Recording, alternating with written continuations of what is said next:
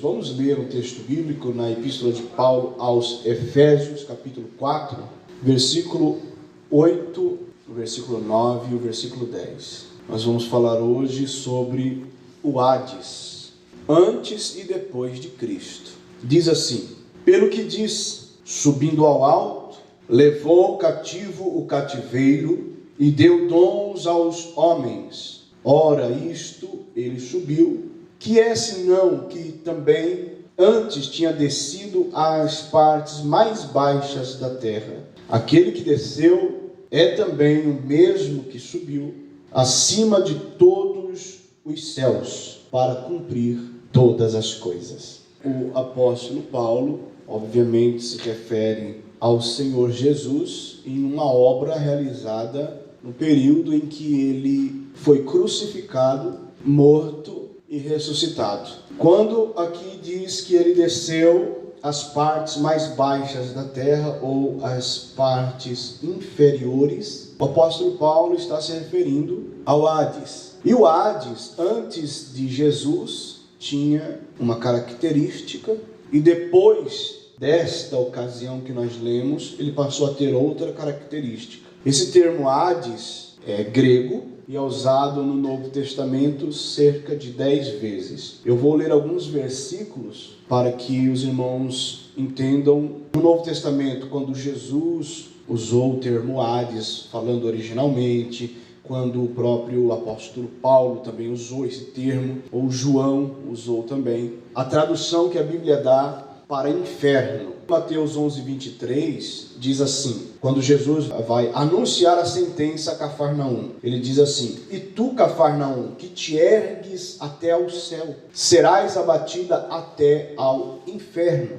porque se em Sodoma tivessem sido feitos os prodígios que em ti se operaram, teria ela permanecido até hoje. Então, quando Jesus fala aqui que Cafarnaum será abatido até o inferno, a palavra que Jesus usou é Hades. Em Mateus 16:18, um dos versículos mais preferidos da igreja, onde Jesus fala com Pedro dizendo: pois também eu te digo que tu és Pedro, e sobre esta pedra edificarei a minha igreja, e as portas do inferno não prevalecerão contra ela. Quando o Senhor Jesus usa a palavra inferno aqui, é o termo Hades. Em Lucas 16:23, quando fala da parábola do rico e Lázaro, que nós vamos analisar daqui a pouco, o versículo 23 diz assim: e no inferno ergueu os olhos, estando em tormentos, e viu ao longe Abraão e Lázaro no seu seio.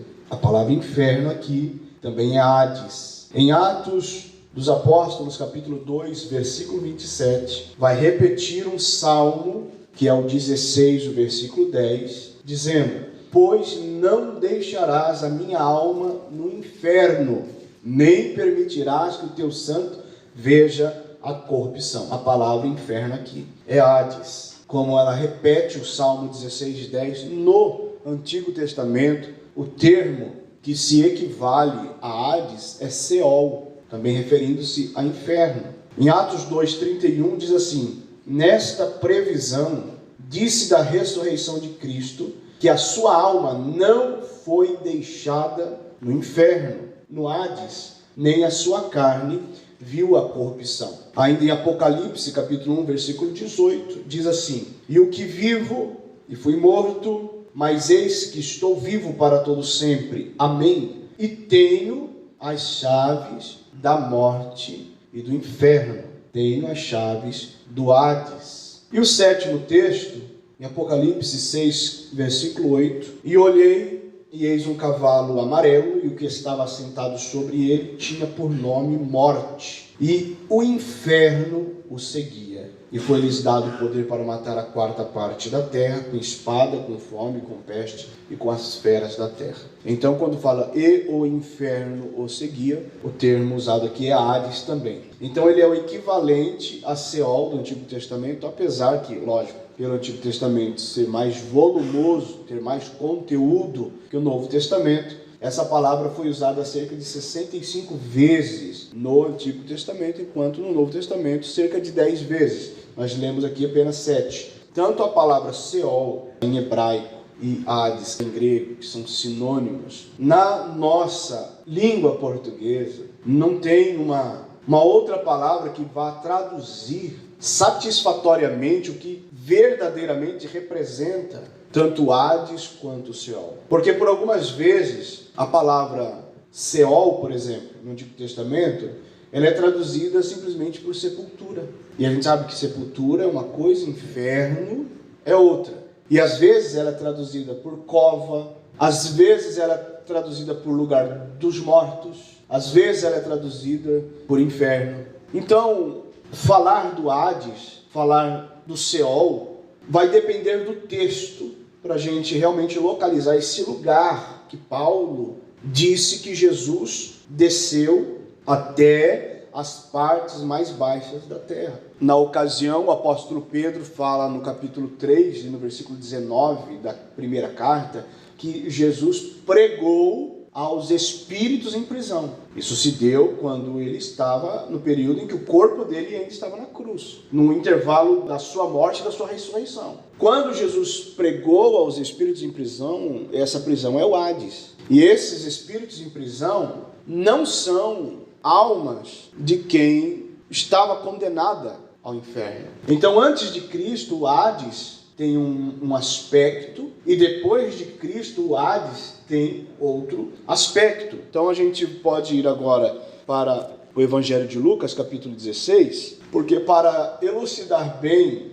esse lugar, a parábola do rico e Lázaro nos mostra algumas coisas importantes. E que também esse texto tem esse título de parábola também é contestado, porque muitos não consideram isto aqui uma parábola, porque parábola geralmente não levava nomes próprios, tudo era para ser símbolo.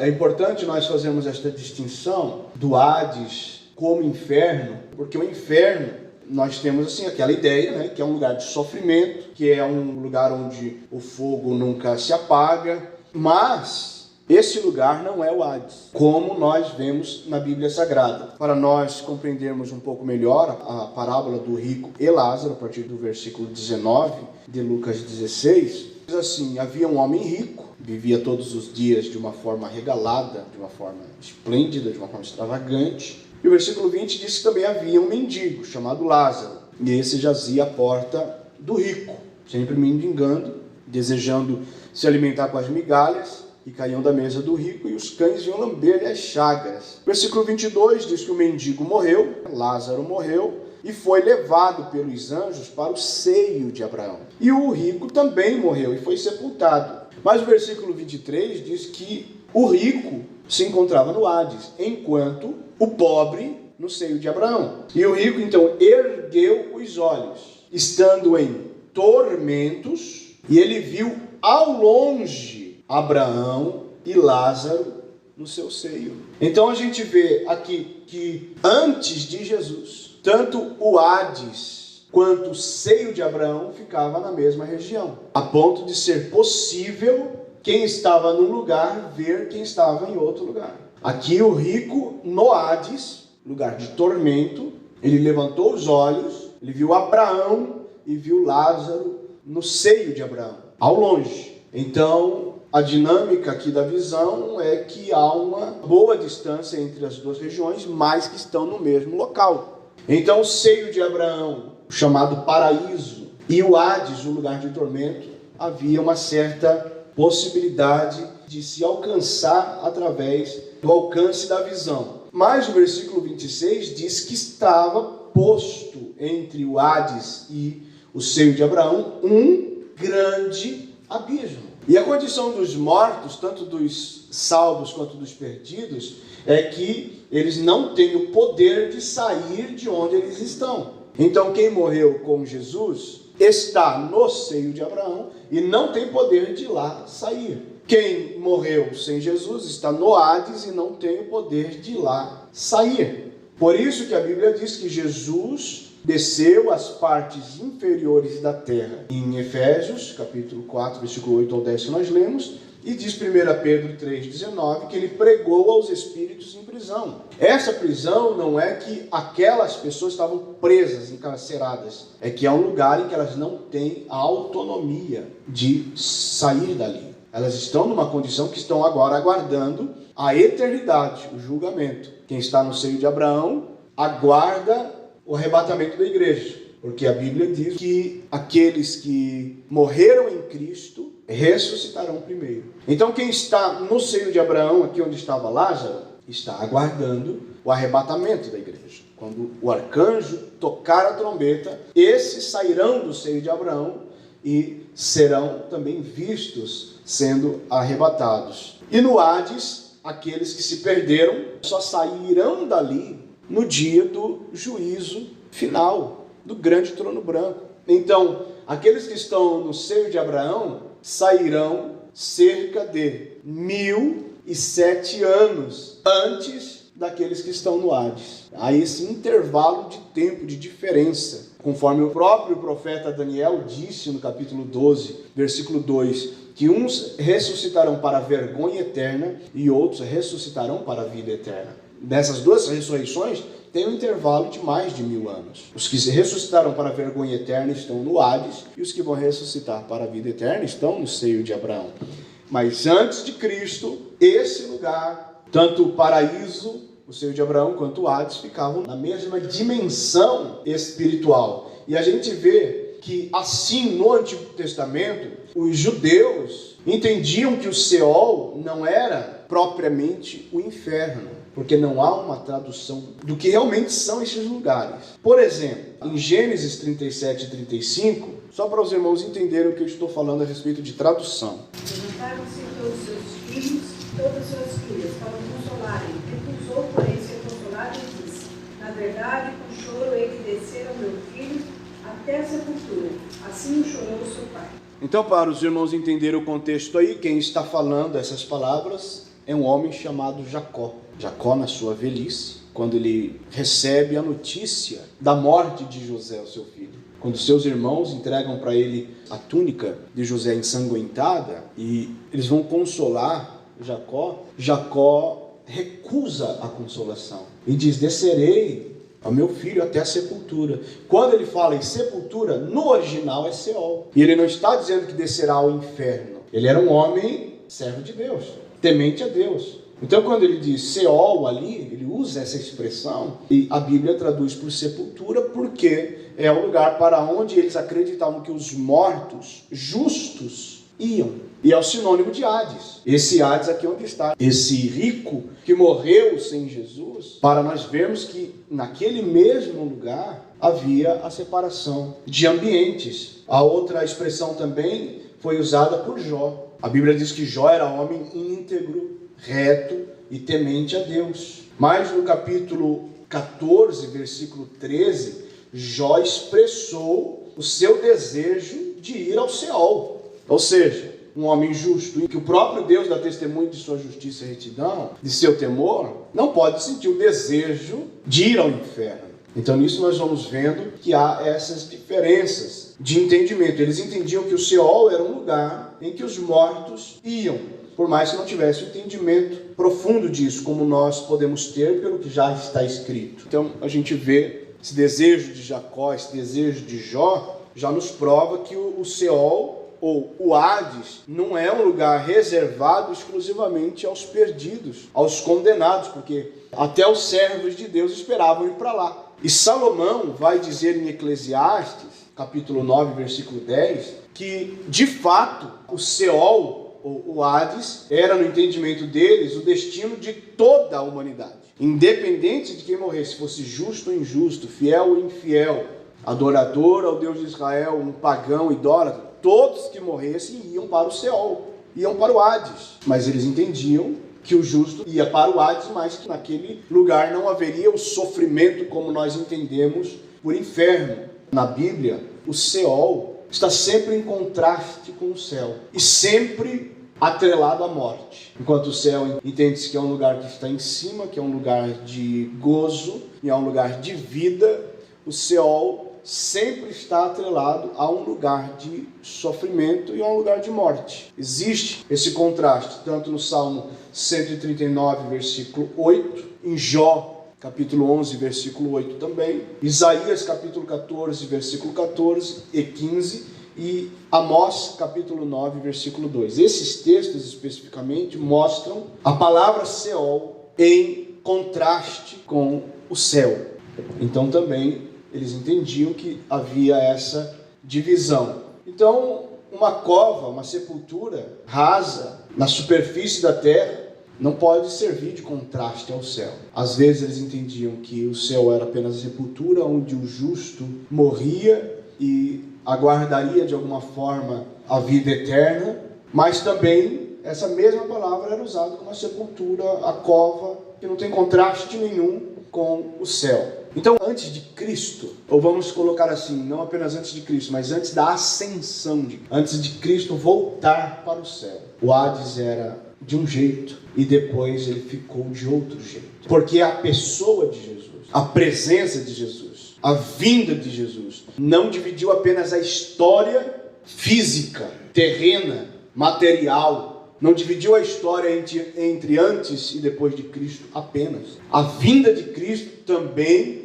interferiu no reino espiritual. Ele veio para fazer uma obra completa. Por quê? Como se dava a salvação no Antigo Testamento? Se a salvação é por meio de Cristo, e Cristo é o único caminho, como se dava a salvação quando Cristo não estava aqui? Quando Cristo não apresentou a fórmula que nós temos hoje, de ir por Ele para a vida eterna. A Bíblia diz que eles eram salvos pela fé, na esperança que havia um Salvador, por mais que nunca tivessem no visto. Então eles viviam de uma forma justa, obedecendo a Deus, servindo a Deus, não se contaminando com outros deuses, não se contaminando com outras nações e permanecendo fiel a Deus até o dia da sua morte. Por isso Abraão é considerado o pai da fé. E a Bíblia diz que ele foi justificado pela fé. Está ali na galeria dos heróis da fé, em Hebreus capítulo 11. Homens que foram justificados pela fé. E essa justificação no Antigo Testamento é um sinônimo de salvação do Novo Testamento. Mas quando eles morreram, eles iam então para o seio de Abraão, que está na mesma região espiritual que o Hades. De sorte que nós vemos aqui na parábola do rico e do Lázaro, que quem morria para a condenação e ia para o Hades, conseguia ver quem morreu para a salvação e está aguardando no paraíso. Então são duas partes, uma é um lugar de tormento e um está dizendo é seio de Abraão, lugar de aconchego, lugar de tranquilidade. Aqui nos mostra que tanto um quanto o outro estavam conscientes. Há quem diga que quem morre fica dormindo, está num estado de inconsciência, de inércia, até o arrebatamento. Não é o que esse texto nos mostra. Aqui está dizendo que no Hades, versículo 23, 16 de Lucas, o rico ergueu os olhos. Então, geograficamente, o paraíso, por mais que estava no Hades, estava acima do Hades, porque o rico ergueu os olhos, ele olhou para cima, falou com Abraão, que ele viu no seio de Abraão, pediu misericórdia, porque Provérbios, capítulo 15, versículo 24, dá a entender que o inferno está, de fato, embaixo. Diz assim: para o entendido, o caminho da vida leva para cima, para que se desvie do inferno embaixo. Então a questão é que o inferno sempre foi inferior, e por isso diz aqui, na palavra que lemos em Efésios 4, do 8 em diante, que Cristo desceu às partes inferiores da terra, as partes mais baixas da terra. Obviamente, este lugar não é físico, por mais que fala as partes mais baixas da terra. Aquele que desceu é também o mesmo que subiu. É também o mesmo que subiu. Jesus, então, quando no intervalo da sua morte e ressurreição, ele vai cumprir aquilo que o apóstolo Pedro disse no capítulo 3, versículo 19, pregar os espíritos em prisão. Então, a quem Jesus pregou?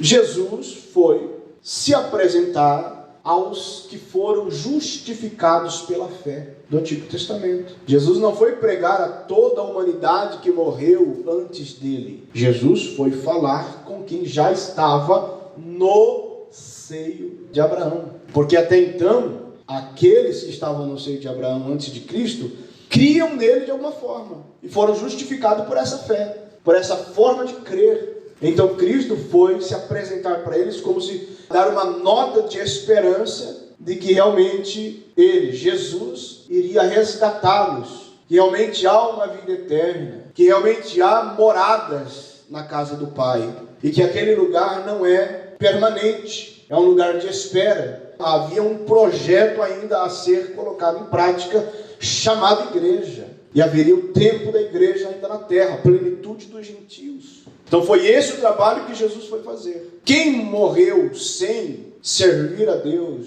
antes de Cristo, ou depois de Cristo, enfim, não tem mais volta, não tem mais chance de salvação. Chance de salvação tanto antes de Cristo como depois de Cristo é em vida. Então, já que estamos vendo que, segundo a parábola que ele mesmo conta, quem estava no Hades enxergava quem estava no seio de Abraão, quando Jesus desceu para pregar aos espíritos em prisão, lógico que a sua presença, que o seu trabalho ali naquele local também foi de alcance aos que estavam no Hades, onde estava esse rico. Só que a palavra para eles certamente não foi de esperança, porque eles já haviam feito sua escolha. Então imaginemos o arrependimento deles. Aqui o rico, ele queria apenas que se molhasse a sua língua, apenas isso, que alguém estendesse o dedo molhado e encostasse na sua língua para ele ter um pouco de alívio. Então imaginemos o tormento que é este lugar. Então o inferno, que se traduz por Hades, é esse lugar de tormento, em que essas pessoas que morreram sem Jesus estão hoje e sempre estiveram. Um lugar de tormento, não porque ali haja demônios atormentando eles, porque não é isto que a Bíblia mostra. Quem mostra um lugar em chamas, um lugar em que há demônios de todo tamanho, de todo tipo, maltratando almas perdidas, quem mostra isso é a Igreja Católica. São as ilustrações católicas que mostram esses lugares, a Bíblia não. Demônios, anjos malignos, decaídos, não estão no Hades. Alguns, a Bíblia diz que estão presos. Serão soltos para um trabalho específico e um tempo específico por Deus. Mas o mundo espiritual, regido por Satanás, está nas regiões celestiais e não nas partes mais baixas da terra.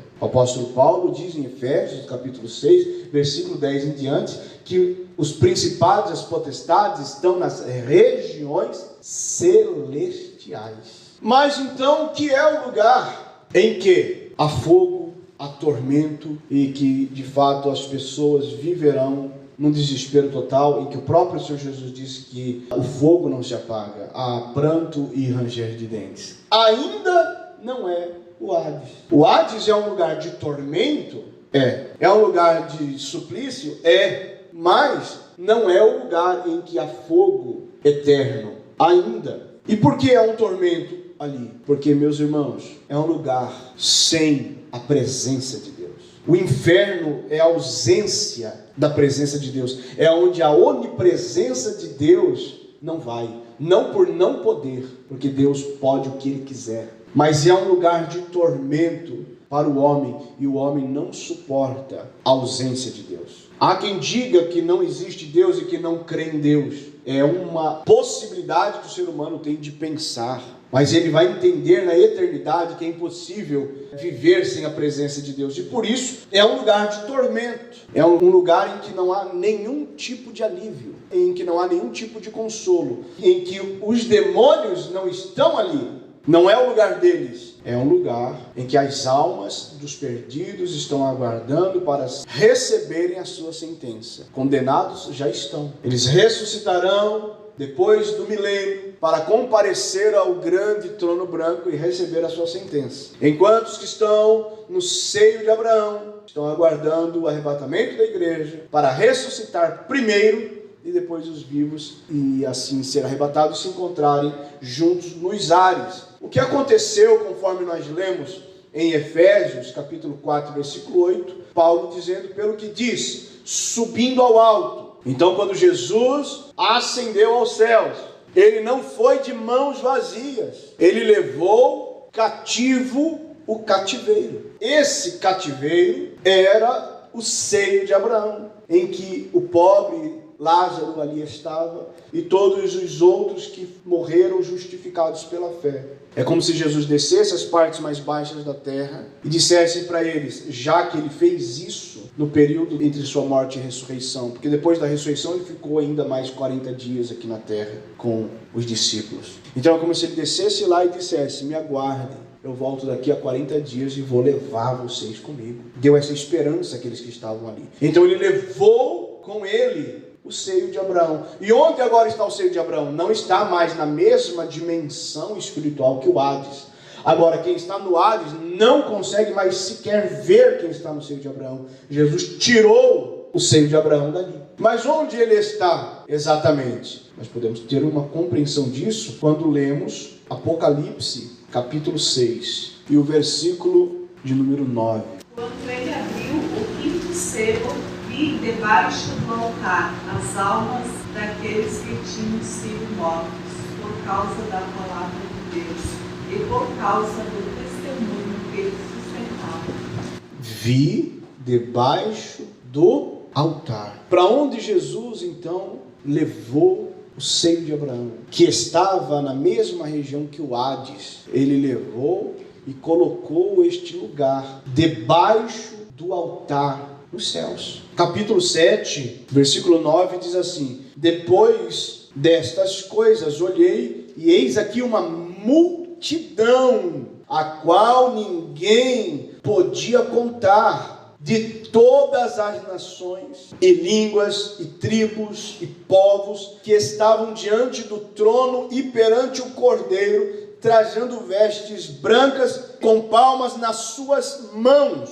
O versículo 15 diz: por isso estão diante do trono de Deus, e o servem de dia e de noite no seu templo, e aquele que está sentado sobre o trono os cobrirá com a sua sombra. O apóstolo João está tendo visões de como é a estrutura celestial, e ele vê debaixo do altar, diante do trono de Deus, o lugar em que está a alma dos que já morreram e foram salvos. Então eles já estão em um lugar aguardando o arrebatamento, estão esperando, mas já tem um contato agora com as regiões celestiais, não mais com as partes mais baixas da terra. Eles já têm um prévio privilégio, porque eles já serviram pela fé. Homens que viveram, não viram o Messias, viveram antes do Messias vir à terra, acreditaram nisso, seguiram a palavra, obedeceram os mandamentos, viveram de uma forma fiel e agora já estão num lugar de gozo, privilegiados. Ainda não têm acesso a Nova Jerusalém, ainda não tem acesso a todos os ambientes celestiais. Isso se dará só depois do arrebatamento da igreja, mas já estão no lugar de privilégio. Eles estão no paraíso e quando olham não vem mais um grande abismo nem o Hades, porque se pudessem ver o Hades não seria um lugar de gozo. Como pode alguém estar no seio de Abraão e olhar para o Hades e ver pessoas penando e penarão eternamente? E aqueles estavam conscientes, o rico que desprezava o pobre Lázaro na sua porta, que ao invés de dar uma refeição decente, a Bíblia diz que o Lázaro desejava, não é que ele comia, ele desejava comer das migalhas que caíam da mesa do rico. E lá naquela região espiritual, o rico reconheceu o Lázaro. Então é sofrimento para quem está no Hades e reconhece quem está no seio de Abraão, e um sofrimento porque não está lá no seio de Abraão e não tem como chegar, porque tem um abismo intransponível, mas também seria um sofrimento para quem está no paraíso e reconhecer alguém que está no Hades. Daí não seria gozo eterno. Aí as lágrimas não se secariam, como a Bíblia diz que ele enxugará dos olhos toda lágrima. Então Jesus veio fazer essa obra completa. Por mais que estivesse na mesma região, e já seria uma vantagem estar no seio de Abraão, mas ainda a obra não é completa. Por isso a Bíblia diz que é em Cristo, é nele, é unicamente nele que somos mais que vencedores. É ele que faz a obra completa, ele que aperfeiçoa a obra que ele começa. Então ele veio, ele tirou o seio de Abraão daquela região, daquela dimensão espiritual e levou para uma região celestial, uma região que já é divina, que já tem contato com o trono de Deus, conforme nós vimos aqui, diante do trono. Por isso estão diante do trono. Eles estavam debaixo do altar, estão diante do trono. Já é uma obra extraordinária. Esses que morreram fiéis a Deus antes de Cristo, eles terão privilégios na eternidade. Não são igreja, mas serão amigos do noivo na eternidade. Terão posição de honra quando no reino dos céus instaurado no milênio e a nova Jerusalém estiver sobre a Jerusalém aqui na terra. Esses que morreram terão privilégios em Jerusalém, que são judeus. Estarão com corpos glorificados, já estarão com o corpo da vida eterna, ainda aqui na terra. Serão privilegiados em suas posições de honra. Então Cristo fez esta separação do Hades, esta revolução na dimensão espiritual, quando ascendeu aos céus, subindo ao alto, levou cativo o cativeiro. Então, se a história da humanidade ela se divide entre antes e depois de Cristo, a história espiritual também. O Hades não é mais o mesmo. Enquanto o seio de Abraão está colocado por Cristo diante do trono e debaixo do altar, onde está o Hades? Traduzido então agora unicamente depois desta separação como inferno, um lugar de tormento, que é um lugar para aqueles que são levados quando morrem sem Cristo. O Hades, ele continua no mesmo lugar em que ele estava, não foi alterado. O que vai acontecer é que, abra a Bíblia no capítulo 20 de Apocalipse, a partir do versículo 11 diz assim: e vi um grande trono branco, e o que estava assentado sobre ele, de cuja presença fugiu a terra e o céu, e não se achou lugar para eles. E vi os mortos, grandes e pequenos, que estavam diante do trono,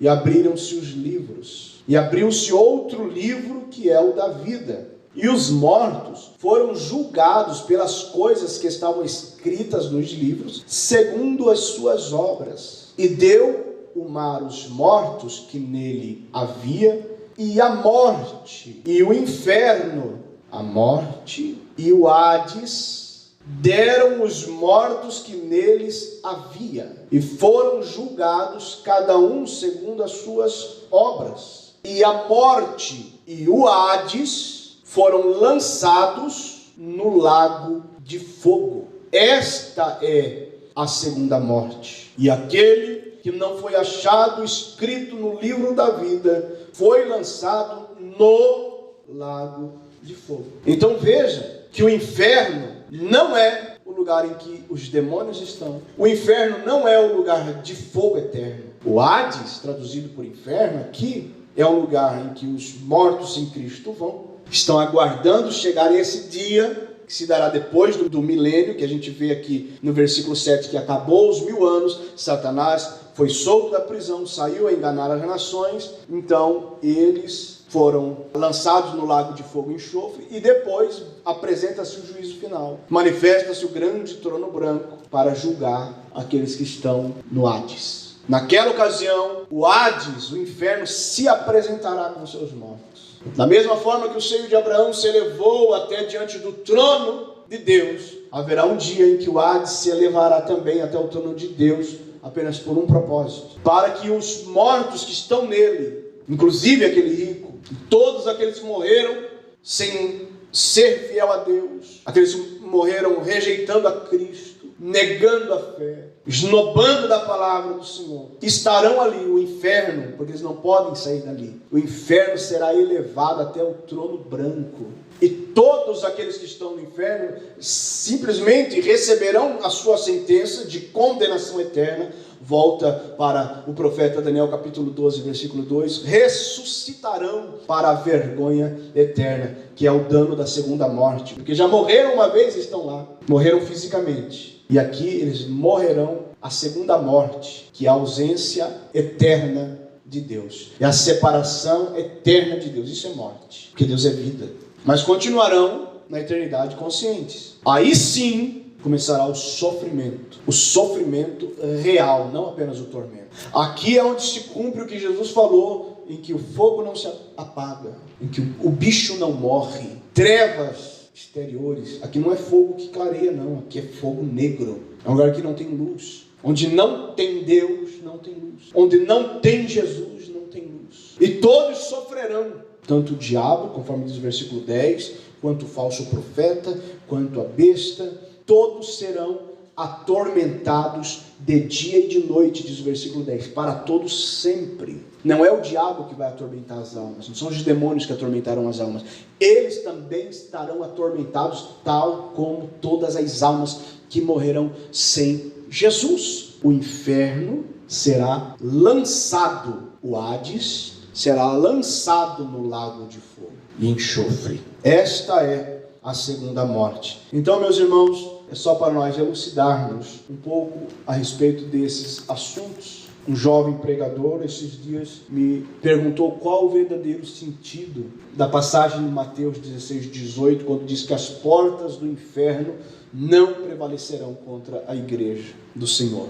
Eu expliquei para ele que esse inferno não é o lugar em que os demônios estão, é o Hades, é o lugar em que os mortos sem Cristo estão. Então, em Cristo, aquele lugar, o desejo desse inferno, que a Bíblia diz que ele é insaciável, porque quem morre sem Cristo vai para lá. E quantos não estão indo para lá? Todos os dias. Em Cristo, aquele que está em Cristo, aquele que se torna igreja, essas portas não tragam mais, porque Jesus fez a separação. As portas do inferno não prevalecerão, porque Jesus ia fazer o trabalho de levar cativo o cativeiro. Jesus ia tirar o seio de Abraão para onde vai os mortos que morrem nele, em Cristo. As portas do inferno, as portas do Hades, não tragarão quem morrer em Cristo. Não vão prevalecer, não tem mais morte eterna para quem está em Cristo. Em Cristo nós somos mais do que vencedores. Então a certeza, a possibilidade da vida eterna. Então, pastor, quer dizer aqui que aqui não está falando que não são os demônios que não vão prevalecer. Não, não é. Mas não está errado nós dizemos que os demônios não vão prevalecer contra a igreja do Senhor. Também não está errado. O inferno, no sentido de falar, o lugar dos demônios. Não é, biblicamente não é. O lugar em que estão os demônios é nas regiões celestiais. Mesmo elas, mesmo os demônios, mesmo Satanás, não irão prevalecer contra a igreja de Cristo. Também não está errado nós dizermos. Mas é só para falarmos exatamente o que o texto está dizendo. O que a Bíblia está dizendo. É isto, que Jesus ia fazer esta obra maravilhosa. O inferno não sequer veria a face daqueles que morrem em Cristo Jesus, porque o destino é outro. As mansões celestiais, estamos aguardando esse dia com muita esperança e com muita fé. Glória a Deus.